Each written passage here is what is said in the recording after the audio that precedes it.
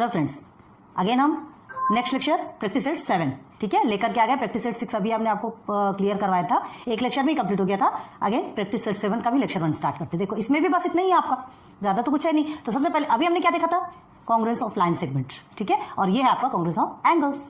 Line segment का कांग्रेस कैसा देखा था हमने, क्या कहा था, एक के ऊपर कोई भी दूसरी चीज को रखी जाती है तो नीचे वाली चीज आपको सीध नहीं होगी, दिखेगी नहीं, तो वो क्या कहलाएगा, वो एक दूसरे का कांग्रुएंट है। हैंड का एग्जांपल दिया था हमने, इस हाथ के ऊपर अगर आप दूसरे हाथ को रखते हो एग्जैक्ट फिट बैठ जाता है, इधर कहाँ आपका नहीं दिखता, means this hand is congruent to this. Okay, अब हम चलते हैं एंगल पे। तो देखो एंगल यहाँ ध्यान दीजिए, कुछ ये एग्जाम्पल्स है, ये एग्जाम्पल्स है वो आपके प्रैक्टिस सेट का है। ओके, तो चलिए ये आपका 35 डिग्री का है, this is your 90 degree, this is 100 degree, this is 35, this is 100 and this is 90।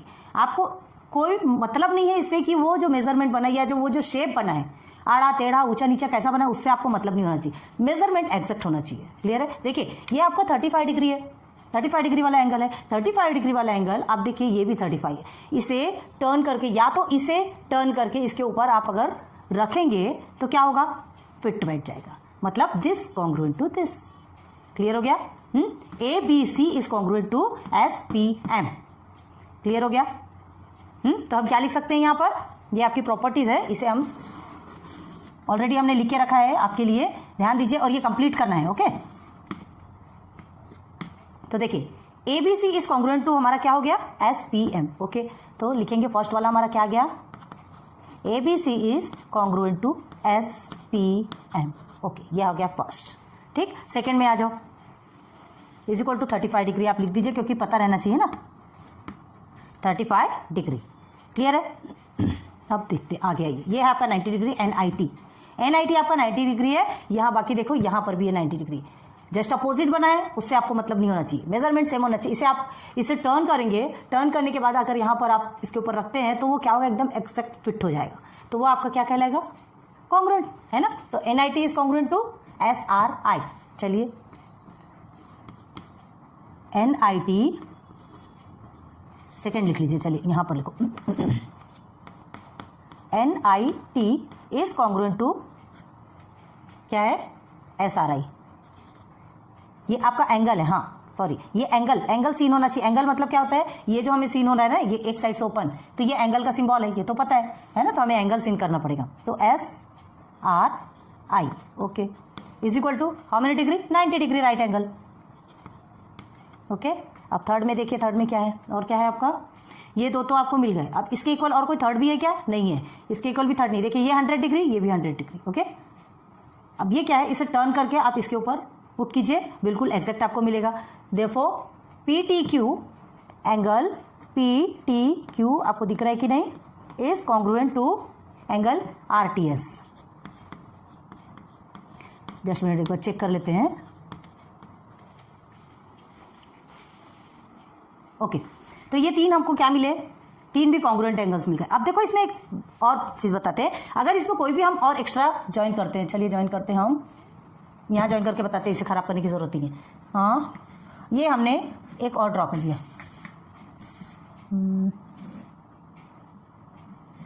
ये हमने एक और ड्रॉ कर लिया, ठीक है। तो ये भी हमारा राइट एंगल 90 डिग्री है, ठीक है। इसे हम नेम दे देते हैं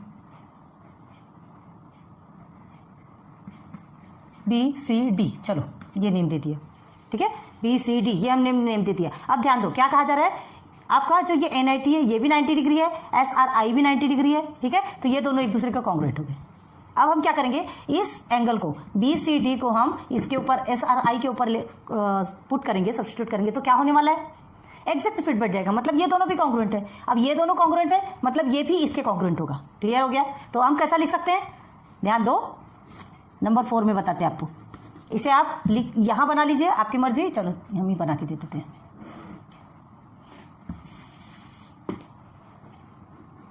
ये आपका एक्स्ट्रा वाला एग्जांपल हमने बनाया, ठीक है,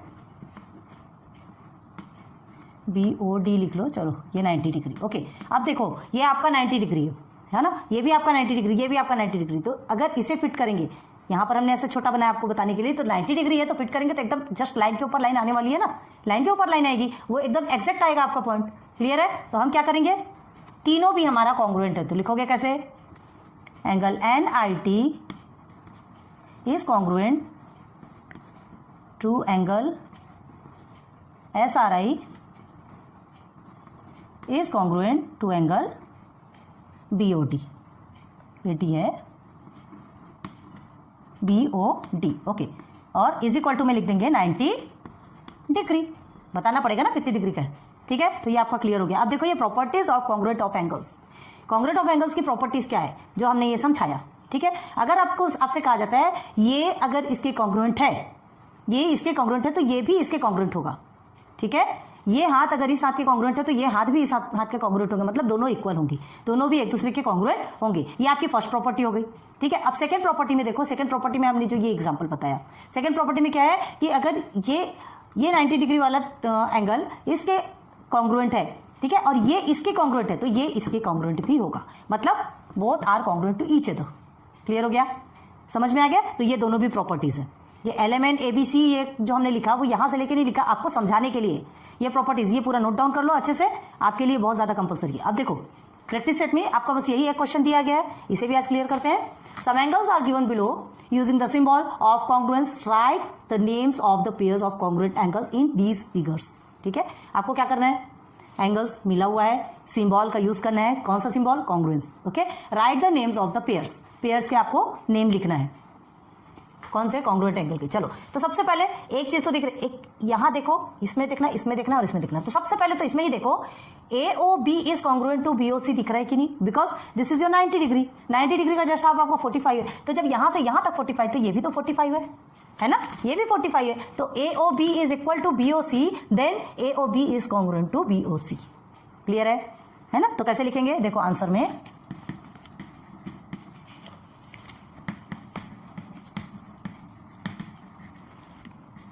the pairs of congruent angles,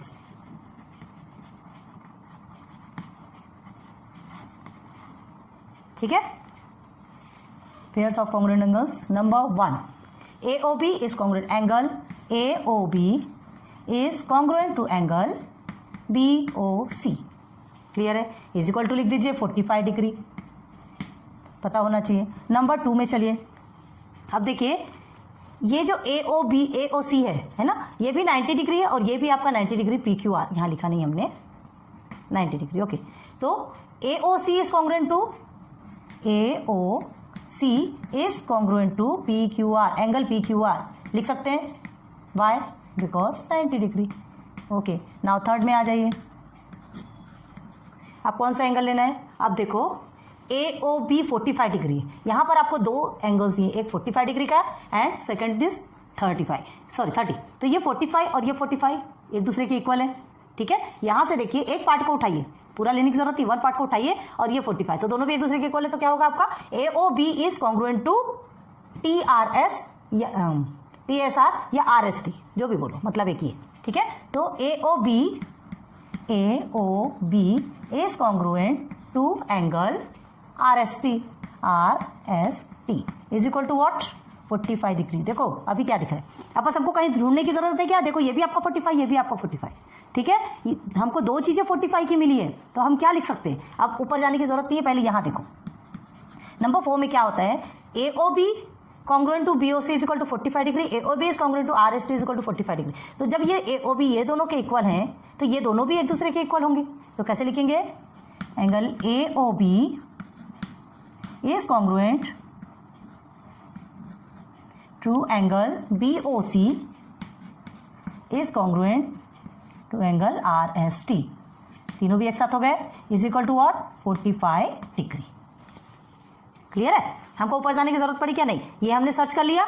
यहां पर जैसे जैसे हमने देखा, जैसे जैसे भी हमने देखा कि हमको एक जैसा एंगल मिल रहा है, मतलब यहां दो इक्वल है, ये दो इक्वल है, तो ये दोनों भी एक दूसरे के इक्वल होंगे बस, और इक्वल है तो कॉन्ग्रुएंट तो हो नहीं है।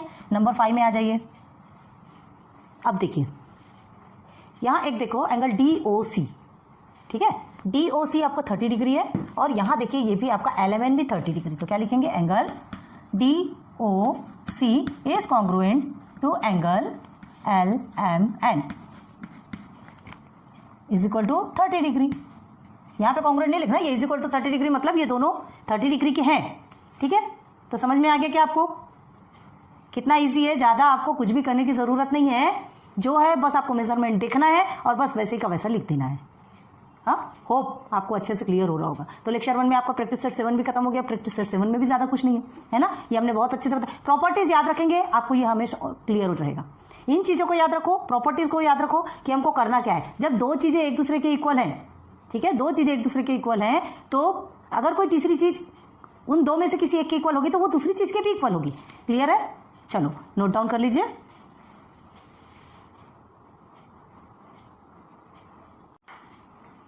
ओके, होप सारी चीज़ें आपको क्लियर हो रही होगी। तो आपको प्रैक्टिस सेट यहीं 7 भी यहीं कंप्लीट होता है। ठीक है, छोटे छोटे प्रैक्टिस सेट्स जल्दी कंप्लीट होते हैं, फिर बाद में जो लंबे रहेंगे तो फिर तो वो चलना ही चलना है। लेक्चर 1 में आपको प्रैक्टिस सेट 1 2 3 4 5 6 एंड 7, ठीक है, सब कुछ लेक्चर 1 में कंप्लीट हो, सबके एक्स्ट्रा लेक्चर 1 ही बने हैं। तो नोट डाउन कर लीजिए और फिर इसके बाद फिर हम मिलेंगे नेक्स्ट लेक्चर पे। लेक्चर प्रैक्टिस सेट 7 तो चलो आपका कंप्लीट हो गया है, और कुछ चीज़ें इसमें बची है, पहले उसे कंप्लीट करेंगे, देन उसके बाद चैप्टर 2 में चलेंगे।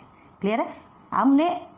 हमारा मोटो है पॉइंट टू पॉइंट आपको क्लियर करना, ईच एंड एवरीथिंग आपके सामने लाकर रखना, कोई भी चीज़ें आपकी छूटनी नहीं चाहिए। इसलिए हम भी बहुत मेहनत करते हैं, है ना। आपको समझाने के पहले हम ही खुद समझते हैं कि एक भी पॉइंट कम से कम आपके लिए छूटे ना। पढ़ाना तो वो तो स्पीड से हम भी पढ़ा के निकल जाएंगे, लेकिन कोई मतलब नहीं होगा वैसे वीडियो बनाने का। जब आपको समझाना है तो एक एक पॉइंट को लेकर के चलेंगे, है ना। सो प्लीज़ बहुत अच्छे से ध्यान दीजिए, पढ़ाई कीजिए, फ्री ऑफ कॉस्ट है, टेंशन वाली बात नहीं है। और ट्यूशन्स में आप इतनी फीस पे करते हैं, सब करते हैं, ये आपको फ्री ऑफ कॉस्ट मिल रहा है। घर बैठे पढ़िए, अच्छे से समझिए, एक बार पढ़िए, सेकेंड टाइम खुद से प्रैक्टिस कीजिए और फिर वीडियो से मैच कीजिए। क्लियर है? आप कॉन्फिडेंट हो जाएंगे कि हमें ये आता है या नहीं। ओके, सो फिर मिलेंगे नेक्स्ट लेक्चर पे। Good luck, good bye.